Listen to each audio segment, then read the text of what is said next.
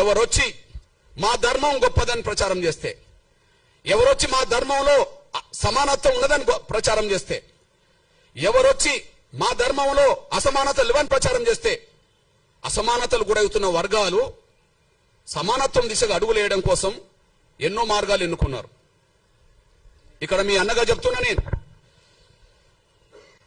1950 order, రాష్ట్రపతి order రాజ్యాంగ విరుద్ధం కదా, రాజ్యాంగ విరుద్ధంతో పాటు అది వివక్షత కదా. రాజ్యాంగ విరుద్ధం ఎందుకంటున్నా,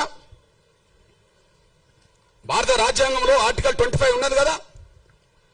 ఆర్టికల్ 25 ఏం చెప్తుంది? ఈ దేశ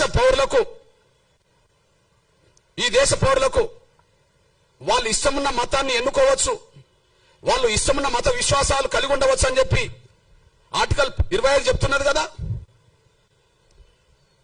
ఆర్టికల్ 25 చెప్తున్నది కదా. అదే సమయంలో ఆర్టికల్ 14, 15 ఏం చెప్తున్నది? సమానత్వం హక్కు అని చెప్తున్నది కదా.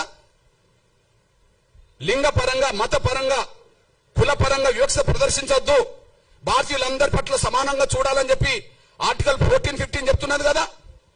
మత స్వేచ్ఛ ఉన్నది, సమానత్వం అందరినీ సమానంగా చూడమని ఉన్నది.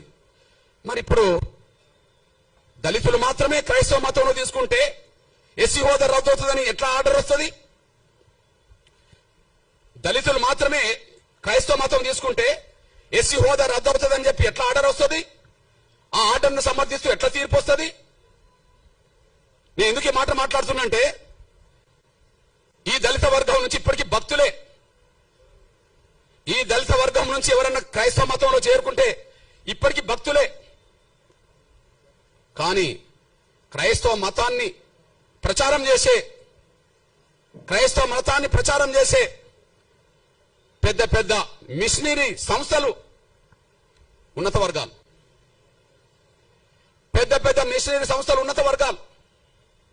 అందులో బ్రాహ్మణులు ఉన్నారు, అందులో వైశ్యులు ఉన్నారు, అందులో బ్రాహ్మణులు ఉన్నారు. ఇక్కడ తెలుగు నేల మీద కమ్మ వాళ్ళు ఉన్నారు, రెడ్లు ఉన్నారు, కాపులు ఉన్నారు, అందరూ ఉన్నారు. ఇక్కడ కుట్ర జరిగింది, ఆర్డర్ కంటే ముందు కుట్ర జరిగింది.